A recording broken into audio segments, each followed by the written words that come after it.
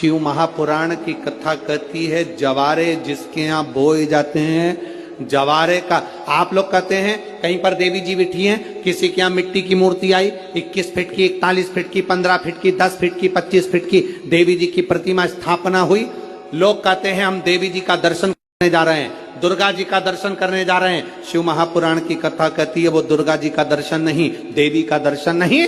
नवरात्रे में जहां जवारे बोए जाते हैं वहां मात्र आप पांव रखते हैं तो अपने घर में से क्लेश दूर हट जाता है, अहंकार दूर हट जाता है, अभिमतता दूर हट जाती है, तकलीफें दूर हट जाती है। जिसके घर में जवारे बोए जाते हैं वहां से अहंकार, काम, लोभ, आसक्ति, वासना, तृष्णा और दुख तकलीफें दूर हट जाती है। तो जवारे का मूल का तत्व आनंद सुख है।